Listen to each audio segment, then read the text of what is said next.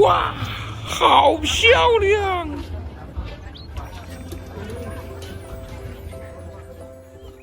这里是老挝首都万象的夜市一条街，每天下午6点左右，煎饼西施的摊位开始营业。老板娘曾是一名车模，由于外表出众，她现在已经成为万象小有名气的网红美食摊主。很多当地人和游客为了一睹老板娘的芳容慕名而来，摊位前的顾客总是络绎不绝，俨然成了热门网红打卡地。夜市街临近湄公河，这里的摊位费每个月200万老挝基普，约合人民币700元。每份煎饼大约需要3分钟才能出锅，他现在一天能卖100份左右。普通煎饼2万基普一份，大约7元人民币，加海苔25000基普。老挝的法定货币为基普。2024年3月份最新汇率显示，1人民币能兑换2900基普。煎饼摊每天的净利润，好的时候能有6至800元人民币，这在当地属于高收入。2023年老挝人均月收入仅600元人民币左右。生意越来越好，相恋快8年的26岁男友常来帮忙。可以问一下他叫什么名字吗？我是范。哦，这个是他的朋友还是男朋友呢？他的男朋友。男朋友。哦。老板娘不仅人美，性格也很好，有要求合影的顾客，她都会欣然接受。老挝的人口曾因女多男少，一度有女儿国之称。不仅如此，老挝也是一个盛产美女的国度。对于这一点，曾去过老挝旅游的朋友们应该感触颇深，其原因大致有3点。首先，一方水土养一方人，老挝山美水美，遍布原始森林，这里的女孩子体型好，皮肤也好。其次，老挝是一个传统的农业国家，因此老挝的女孩子大多都是原生态的自然美，不是人造美女。最后一点是，历史上的老挝一度沦为法国殖民地，长达半个多世纪。走在万象的街头，不时可见混血美女，高挑的身材，高挺的鼻梁，还有深邃的大眼睛，特别符合大多数东方游客的审美。在湄公河逛街，看到一个女孩子真的长得很像混血，我开始以为她是外国人，然后我去问她会不会英语，她说她不会，结果她是老挝人，笑得很可爱的。另外，老挝的人口结构相对年轻，在东南亚国家中，老挝的人口年龄中位数是最小的，仅为24.4岁。佛教是老挝的国教，全国有65%的人口是虔诚的佛教徒。老挝的女孩子通常被教导要忠于家庭，强调尊重、谦逊及和睦相处的价值观。由于宗教信仰加之文化传统和教育不发达，这里的女孩子们展现出极强的韧性和适应性。她们不但貌美如花，且性格婉约，吃苦耐劳。更让人心动的是，老挝大多数女孩子家庭没有索要彩礼的风俗习惯，即使有要的也是聊表心意即可，没有太重的彩礼。这是男方给的彩礼钱，总共2000万老币，折合人民币8000元。家庭条件好的，出嫁时还会带上丰厚的嫁妆。种种原因导致中国不少单身男士将目光瞄向了老挝。带好兄弟去老挝农村相亲是什么体验呢？老挝的部分女孩子也愿意嫁到中国等发展较好的邻近国家，她们也希望能在新的土地过上更好的生活。不过由于语言、传统和生活习惯的不同，还有跨国婚姻繁琐的流程和极其严格的面试等审核政策，以及价格不菲的各种手续费用等等因素，能够真正冲破层层阻碍并喜结连理的伴侣屈指可数。老挝因为贫穷落后，所以居民的收入普遍较低，消费水平可能只相当于中国的小县城。这瓶矿泉水是我刚才那个大超市里买的，3500老币，折合人民币就是1块1。这包烟也是3500老币，也是在那同一个超市里买的，折合人民币1块1。这个烟是中国品牌的烟啊，这个烟它的价位是18000老币，18000老币也就是5块9人民币左右。这包烟，如果选择境外游，花同样的钱能在老挝得到更好的体验。这种购买力差异也吸引了不少国内口袋拮据的游客和投资者，把目光投向了老挝。这2年随着这个网络自媒体的这个传播呢，导致了现在特别是去年和今年，大量的中国的单身男性来到老挝这边来寻求自己的另一半，就说白一点就是找老婆啊。真的，我觉得他们很多人来吃饭就说，哇，你像皇帝一样啊。这是我大徒弟。这是大徒弟。哎，还有我手厨，那个是我手厨，我手厨也是我老婆，其实就是我女朋友。来。近些年，由于一些网红的夸张炒作，再加之编剧情、拍假段子、晒幸福的视频盛行，使很多不明真相且目的不纯的男性大量涌入老挝。再加之中介行业鱼龙混杂，跨国恋婚姻骗局频发等乱象丛生，老挝女孩子们也开始逐渐改变态度，她们的选择也更加谨慎。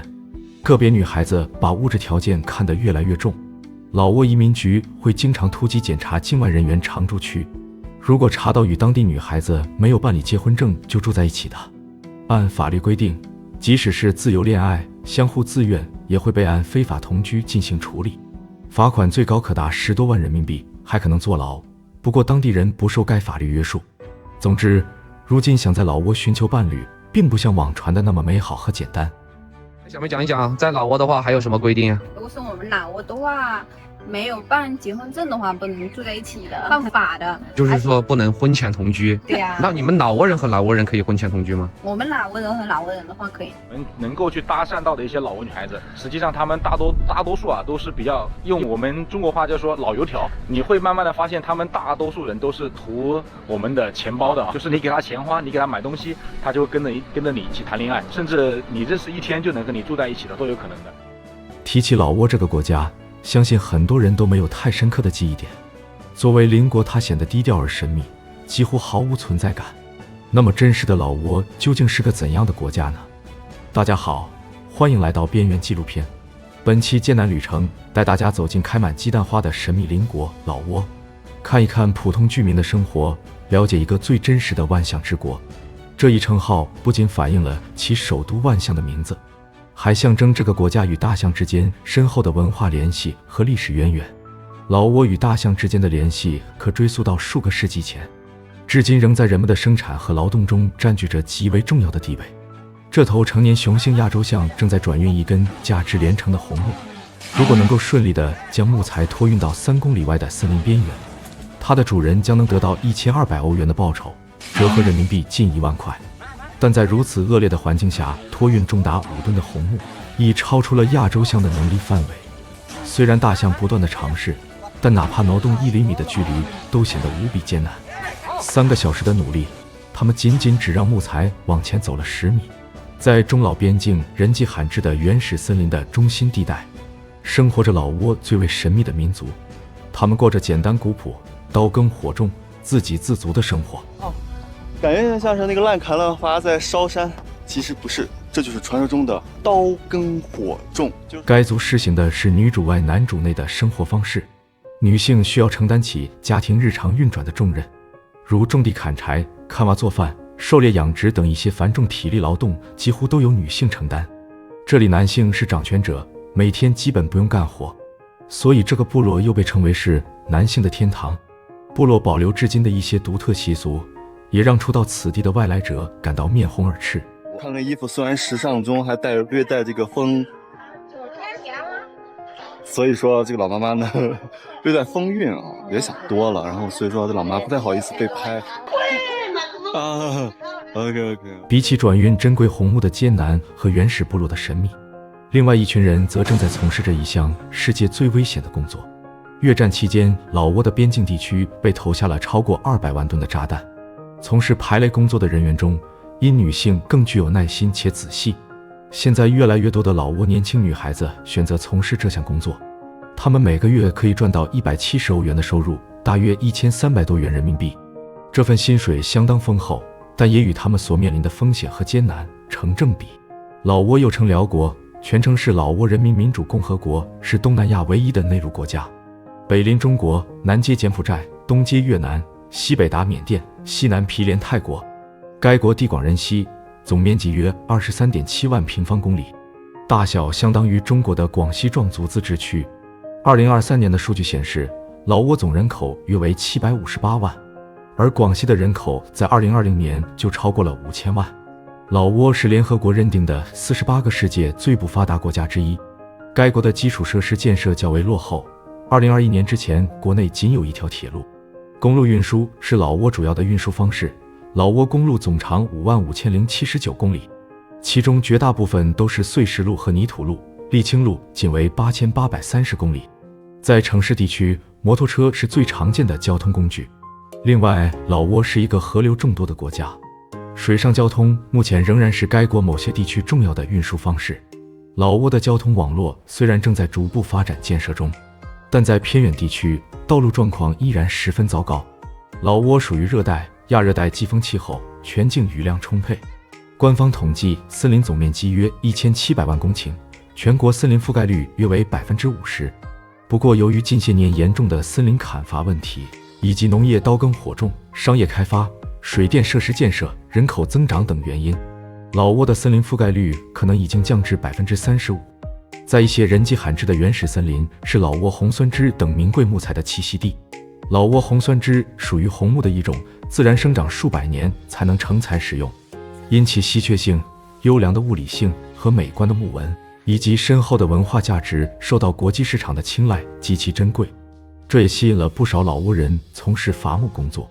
老挝的原始森林地形复杂崎岖，通行困难，致使现代运输工具难以进入。而大象强大的体力和在森林中行走的能力，使它们成为搬运沉重木材的理想选择。大象也是唯一能在这种地形中工作的动物。在现存的3种大象中，亚洲象因其温顺的性格，几乎成为人类所能驯养的唯一品种。另外2种大象分别为非洲森林象和非洲草原象，因更具独立性和攻击性以及受保护等原因被驯养的极少。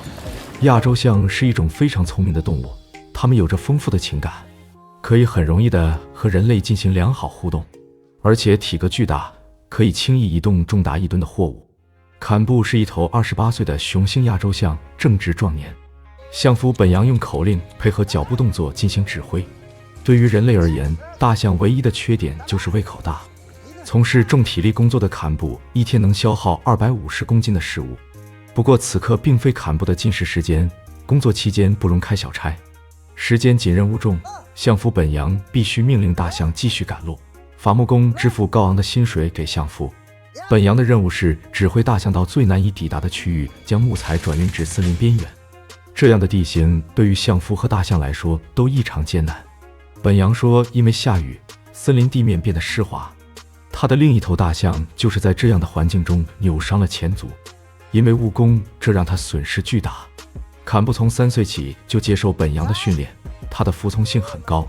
虽然力量强大，但缺乏灵活性，地形复杂，导致坎布很难借力。在这种陡峭湿滑的坡面上，指挥大象挪动重达850公斤的木材不能操之过急，否则大象和象夫都会滑倒受伤。不过好在本扬经验丰富，他和大象配合默契。在下坡路段，为了避免事故的发生，助手必须充当配重的角色，以便降低移动速度。因为走太快的话，沉重的树干可能会撞伤大象。路程的最后一段是上坡路，坎布显得颇为吃力。不过对于正值壮年的亚洲象，850公斤的木材并非他们的极限。坎布今天已经往返托运了几个来回，庞大的体型虽然看起来无比强壮，但长时间高强度工作，坎布流露出一丝不易察觉的疲惫。常年的朝夕相处，本扬注意到了大象的细微变化，是时候让坎布休息了。卡车会把大象带回来的红木运走，最终这些木材将会被制作成各种高档木制品和家具，以高昂的价格出售到全世界。坎布的工作暂时告一段落，本扬将带他去洗澡。在大象强壮的外表下隐藏着脆弱的皮肤，水中沐浴不仅能帮助大象清洁皮肤，还可以防止滋生寄生虫和皮肤干燥。坎布在本扬的指挥下稳稳地趴在了河水中，尽情享受这一刻的清凉与解脱。而湍急的河水却冲走了象夫。大象在老挝是吉祥的象征，也是象夫维持生计的忠诚伙伴。本扬说，大象一般会和主人生活一辈子，直到死去，而且大象的寿命和人一样长，它们更像是伙伴。等到坎布年老干不动了，本扬会让他安心养老。在老挝，象夫会根据合同跟随伐木工人四处漂泊，工作的地区大多是在人迹罕至的深山老林。本扬这次很幸运，干活的林场附近有一座村庄，他可以在此租房子居住，而不必像以前那样在森林里风餐露宿。本扬为购买坎布曾花费了18000欧元，折合人民币近14万。他和家人为此而负债累累，大象是他们全家的希望。相夫的收入取决于工作地区环境的恶劣程度和工作量，通常月收入在3000到2万人民币之间，波动很大。这项工作非常艰苦且危险，每当工作一段时间后，动物和人都需要进行多日的调养和休整，以便用最好的状态迎接挑战。几天后，本羊和他的大象将会去执行一项极其艰难的转运任务，但雇主给的报酬也相当丰厚。如果能够顺利完成任务，本羊将得到他平时干1个月的收入。暂别相夫与坎布，在老挝、越南和柬埔寨的边境地区，当地农民依靠传统农业技术进行耕作。水稻是老挝最主要的粮食作物，全国超过70%的居民依靠种植水稻维持生计。他们辛勤耕作，但土地贫瘠，收成微薄，百姓生活不易。而更加严峻的是，他们还需要面对越南战争期间留下的遗患，大量未引爆的各种炸弹埋藏于土地之下。他们在为生存而努力的同时，还必须应对这些隐形的敌人，这让农民们生活在无尽的艰难与恐惧之中。该地区被称作胡志明小道，是越南战争时期北越军队的补给线。它的起点横跨越南、老挝两国，纵贯南北全境的崇山峻岭中。上世纪60、70年代的越南战争，为了切断北越向南越的物资补给路线，美国对老挝进行了大规模轰炸。如今，老挝的土地下仍然埋藏着8000万枚未爆炸的炮弹。这场战争大约从1964年持续到1973年，是越南战争的一部分，但主要是在老挝境内进行，很少为外界所知。所以这场战争又被称作秘密战争。据估计，在这9年间，美国投下了超过200万吨的炸弹，平均每8分钟就有1架飞机在老挝投弹，使得老挝成为世界上人均被轰炸最多的国家。战争结束后，大量未爆炸的弹药被遗留在老挝的土地上，这些遗留下来的爆炸物对老挝人民的生活造成了巨大威胁。农民在耕作土地时，儿童在玩耍时，都可能触发这些未引爆的武器而导致伤亡。如今，这些历史残留也成为当地人创意的源泉，村民们巧妙地将它们转化为各种生活用品。米歇尔是一名前瑞典士兵，现在他为英国非政府组织排雷顾问委员会工作。在该地区从事排雷工作的人员中，因女性更具有耐心且仔细。现在越来越多的老挝年轻女孩子从事这项工作。阿南目前带领着一支大约由30名女孩子组成的排雷团队，她们每个月可以赚到170欧元的收入，大约1300多元人民币。这份薪水相当丰厚，但也与他们所面临的风险和艰难成正比。每一寸土地都必须进行严格检查。该地区除了地雷之外，还分布着大量未引爆的集束炸弹。这种武器可以在空中打开，并释放出大量小型炸弹，覆盖区域很广。排雷工作危险且乏味，地下隐藏的大量弹壳等金属残片，这让敏感的金属探测器经常误报。每次警报响起，年轻女孩子们都需要停下来进行确认，并且以最大的预防措施进行谨慎挖掘，因为她们永远不知道会遇到什么。2011年至2012年期间，排雷工作者在该地区销毁了15000枚地雷等爆炸物，他们清理出1200公顷的安全土地。尽管面临重重困难，但老挝的排雷工作已取得了一定进展。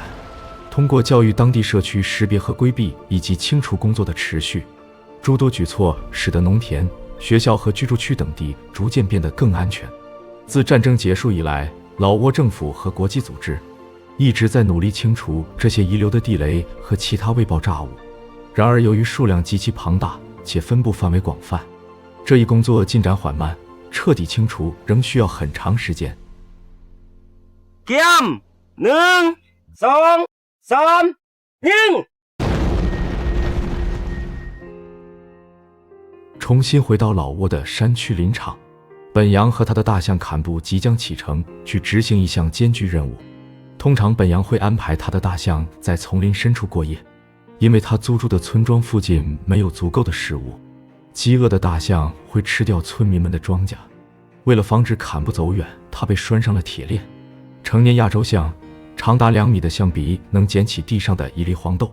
象鼻对于大象来说就是生命，除了用于呼吸，它的作用相当于人类的双手，可以用来感知环境、寻找食物、交流和保护自己。在野外，如果没有人类干预的情况下，象鼻受伤或疾病造成功能丧失的大象将无法生存。今天本羊要带着坎布去转运一大块品质上乘的红木，如果能顺利完成，他将得到1200欧元的报酬，折合人民币近1万块。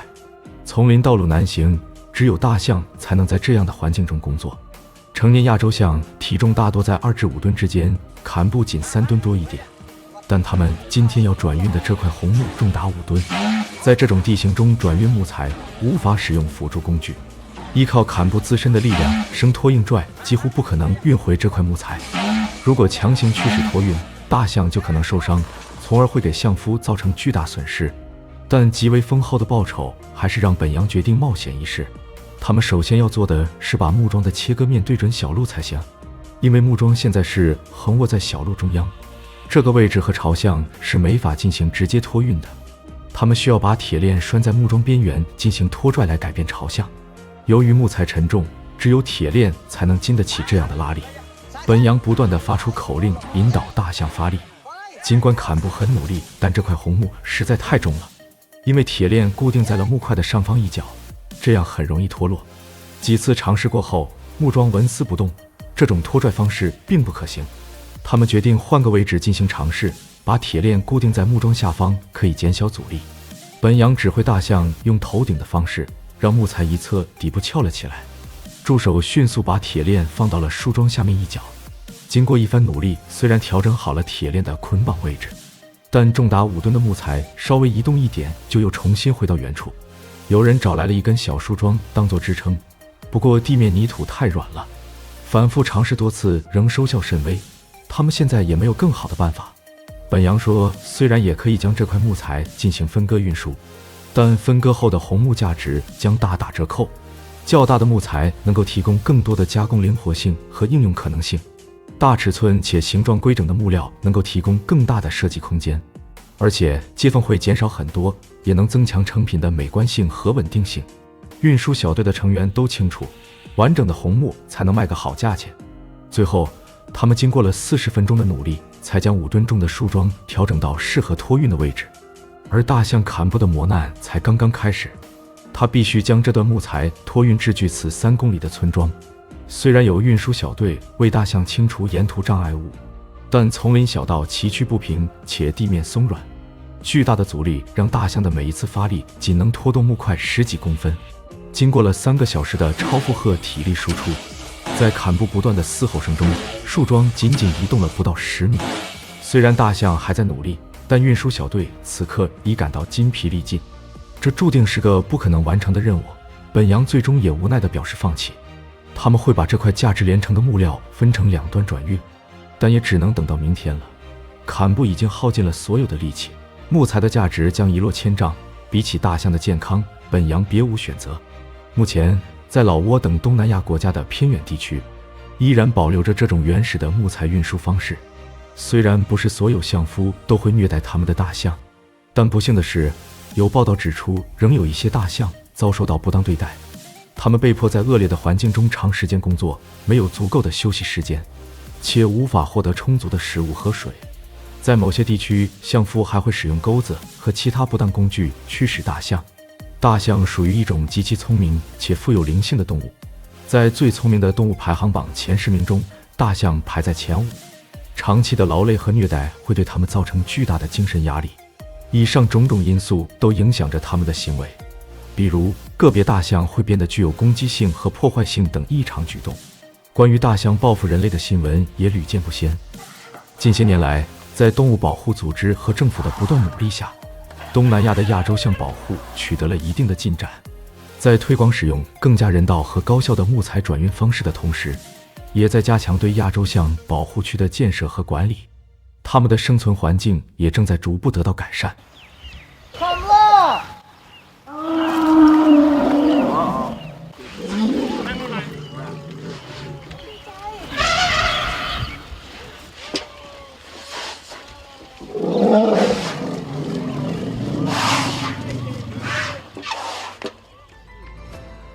其实，在老挝的很多偏远地区，大象逐渐被更加高效的现代化设备所取代。眼前这辆前苏联产的克拉兹255型越野卡车，经过改装后，一次就能转运近20吨的木材。它采用的是一台排量14.9升的 V8 柴油涡轮增压发动机，在60、70年代属于6驱军用卡车的优秀代表。这款越野汽车自1967年开始生产，于1993年停产。这辆产于上世纪的古董车，在经过了多次改装后，如今在老挝成了替代大象从事木材转运的重要车型。司机西格已经驾驶这辆汽车4年了。他说，因为运输环境恶劣，所以轮胎是最容易损坏的。虽然外观老旧，但是发动机故障率很低，工作环境简陋，没有专用的加油设备。他们使用手拉葫芦来吊起油桶。手拉葫芦又叫神仙葫芦或链条葫芦，是一种使用简单、携带方便的手动起重机械。西格的卡车油箱需要300升柴油才能装满。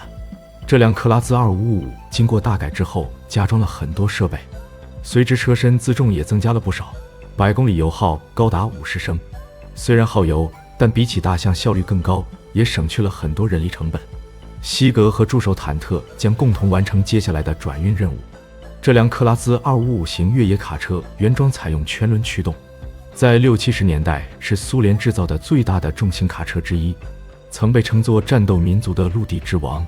驾驭这辆10几吨重的古董车并不容易，无转向助力的机械方向盘转动起来很吃力，主要依靠车辆行走的惯性来给方向盘助力。车头加装的绞盘让司机的视野受到了影响。在进入丛林后，助手必须在前面为西格提供引导。虽然他们的卡车越野性能很出色，但助手还是会尽可能下车清除路上的障碍物。不过遇到一些人力难以移动的，他们不会浪费时间。前方一棵倒下的树木横在了路中央。西格的越野卡车经过改装后，车身更重且动力强劲。对于这种枯木，只要稍微给点油便能轻松通过。丛林道路坑洼难行，25公里的路程，他们花了5个小时才抵达木材堆放处。这些松木将会被制作成家具，每一根都重达3至5吨。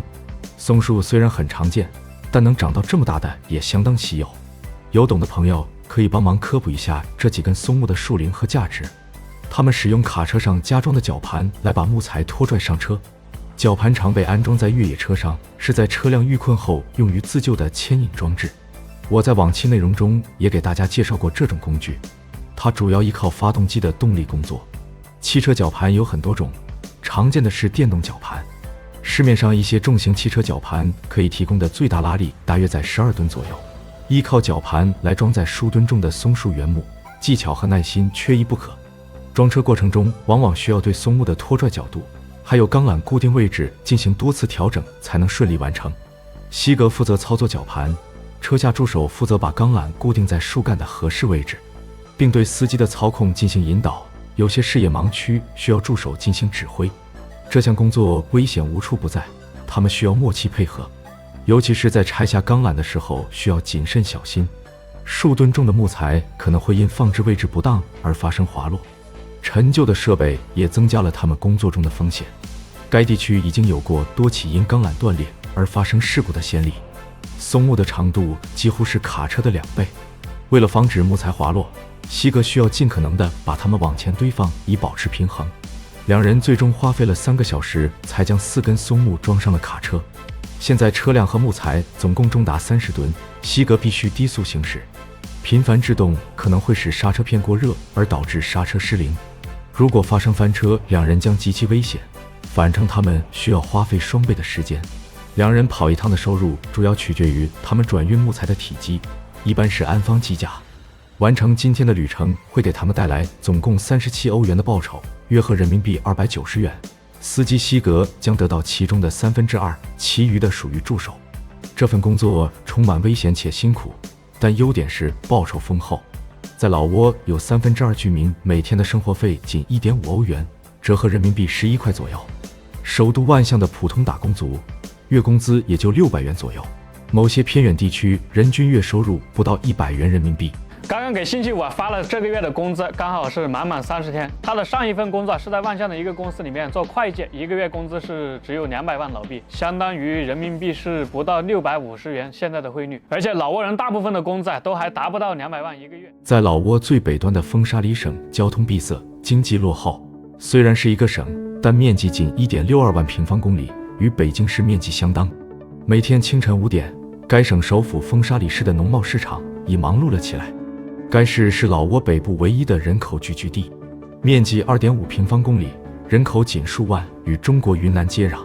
早市上除了各种蔬菜和水果之外，还有一些不同寻常的商品在售卖。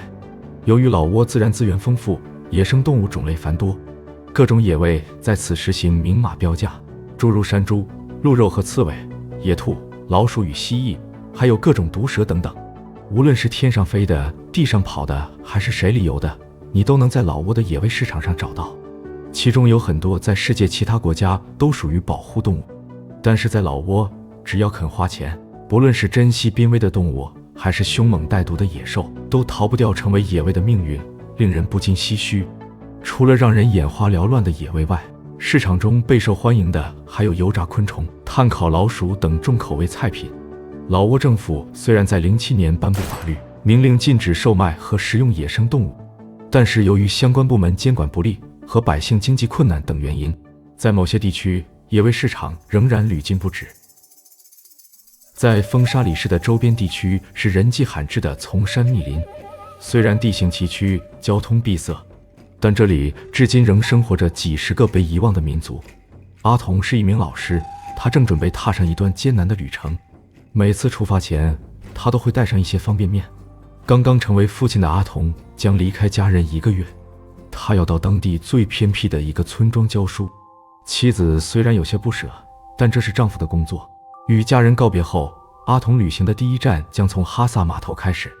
纳姆河是前往封闭村庄的唯一通道，他需要先搭乘船只抵达瓦泰村，然后再通过步行数小时才能抵达目的地察罕帕村。那里也是老挝人口最少的地区之一。老挝虽然是一个内陆国家，但湄公河及其支流为老挝提供了天然的水上运输路线，连接了老挝的许多城镇和村庄。对于一些偏远地区的居民来说，河流至今依然是最主要，甚至是唯一的交通方式。阿童结束了50分钟的水上旅行后，还需要再徒步几个小时才能到达目的地。察罕帕村几乎与世隔绝，通向那里的小路崎岖陡峭，这里人烟稀少，可能需要过上几周才能遇到其他路人。如果受伤或者滑下山沟，他将很难得到帮助。丛林湿度超过了80%，潮湿闷热，这让阿童的徒步旅程变得更加艰难。茂密的植被下面往往潜伏着一些看不见的威胁，除了要小心那些有毒昆虫之外，阿童最害怕的是遇到隐藏在草丛里的毒蛇。20岁时，阿童第一次走这条小道，茂密而压抑的丛林让他倍感恐惧。吸血的蚂蟥在该地区丛林很常见，蚂蟥又称水蛭，钻进阿童鞋子里的这种被称为山蛭，多隐蔽在潮湿的枯木烂叶之中，伺机吸食人畜血液。因为蚂蟥的唾液中含有麻醉剂，有镇痛作用，所以很难发现。当感到不适的时候，它可能已经喝饱。被咬后会出现伤口红肿、发痒等症状，还可能导致患处感染。密林中潮湿闷热，遍布害虫，虽然赶路很辛苦，但阿童还是想尽快离开这里。经过了3小时的艰难跋涉，目的地察罕帕村近在咫尺。这里是老挝最神秘的民族阿卡族的领地，他们于20世纪初期自中国来到东南亚地区。阿卡人是哈尼族的一个支系，是个跨境民族。现今共有约8万阿卡人分散居住在中缅老越泰5个国家。不同地区分布的阿卡族风俗习惯稍有不同，他们过着简单古朴、刀耕火种、自给自足的生活。在这里，猪是他们最宝贵的资产，只会在极少数情况下用来食用。今天老师的归来受到了族人们的热情款待。4年前，阿童刚到这里执教的时候，过着闭塞且原始生活的阿卡族人对外来者充满了戒备，说服他们送孩子到学校接受教育并不容易。阿卡族妇女一生大多都会哺育7、8个孩子，所以他们的乳房一侧都常年袒露在衣服外面。族人之间对此也并不避讳，他们认为裸露在外能够吸天地之甘露，孩子之后才能健康成长。久而久之，当地已婚的妇女就形成了露出一侧乳房的习俗，所以阿卡族又被称作露族，但该称呼被认为是不尊重或贬低特定文化习俗的叫法。另外，阿卡人的婚姻习俗是女人要先怀孕才能结婚，结婚只需要经过攀车同意即可。攀车的大概意思就是族长或村长。阿卡族施行的是女主外男主内的生活方式，女性需要承担起家庭日常运转的重任，如种地、砍柴、狩猎、养殖等一些繁重体力劳动几乎都由女性承担。这里男性是掌权者，每天基本不用干活，所以阿卡族部落又被称为男性的天堂，因为生活所需完全依靠自给自足，且效率低下，所以妇女们每天都有干不完的家务活，有时候她们需要忙碌到深夜，非常辛苦。每天清晨，这里的妇女们也是最先起床的，她们需要在薄雾散去之前准备好一天的生活用水。除了家庭正常所需，她们浇地和饲养家畜也需要在此打水。取水的地方和村庄之间有几十米的落差，4个竹筒一次只能运送不到10公斤的水，每天他们需要往返多次。由于长时间的高负荷劳作，很多年仅20多岁的阿卡族女性就已经满脸皱纹。开学第一天，老师阿童吃过早饭就会去上课。这个仅10平米左右的房子由村民搭建。早上8点，上课铃声准时响起。学校目前共有50名学生，他们的年纪在6到14岁之间。阿童对学生们的要求很严格，上课前需要逐个检查他们的衣着和卫生，并提出改正意见。阿童一个人负责这里不同年龄段的6个班级。对阿卡族而言，他们希望孩子们既能够继承和保护自己独特文化传统的同时，也能够适应不断变化的世界。该纪录片拍摄于2013年，已过去了11年。虽然老挝在经济和基础设施发展方面取得了一定的进步，但仍面临着贫困和不平等的问题，农村和城市差距巨大，还有教育和医疗服务不均衡以及环境保护等诸多挑战。目前依然是亚洲最贫穷落后的10个国家之一。其首都万象没有林立的高楼大厦，更没有现代都市的喧嚣，很难找到超过5层的建筑，没有地铁，也没有立交桥。但是中国的手机品牌倒是随处可见。真的不敢想象这是老挝的首都，而且首都最繁华的地方就长这样。晚上看起来好，毕竟亮了一点灯，还有一点就是首都的气质所在。那白天真的跟贫民窟一样破破烂烂的。尽管在经济发展水平上不及许多邻国，但人们生活节奏悠然，当地人看起来也安于现状。在老挝，佛教不仅是一种宗教信仰，更是塑造民众生活方式和态度的核心力量。约有70%的老挝人口信奉佛教，这种深厚的信仰体现在日常生活的方方面面。作为老挝的第2大城市，琅勃拉邦不仅是著名的古都，还是佛教中心。布施是当地一种历史悠久且神圣的传统习俗。每天清晨，当地居民会带着各种食物或生活用品，静静地坐在路边等待僧侣的到来。由于寺院不开火，僧侣们的1日3餐全靠当地百姓的布施。这里的僧人因为信奉的是小乘教，所以饮食无忌，但大多以糯米饭为主，也有施主供奉火柴、肥皂等生活用品。需要注意的是，布施的时候要用右手把食物直接放进饭钵，因为左手被认为是亵渎神灵，且不可碰触到僧人。僧人默默地接受饭食，信徒在施语中获得内心的平静。舍与得都在双手合十的感恩中完成，无需多言。在老挝的大部分地区，物质条件虽然贫乏，但民风却异常淳朴，且大多心态平和。深受佛教影响的文化，人们学会了珍惜当下，以宁静的心态面对生活的简朴。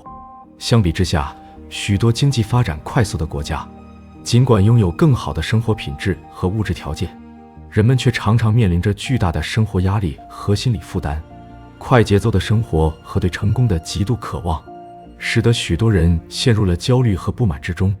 他们在物质追求的过程中，逐渐忽视了精神层面的需求和内心的宁静。那么，究竟什么样的生活方式才是我们真正想要追求的呢？或许老挝人对待生活的态度，也是对幸福与满足感的另一种理解。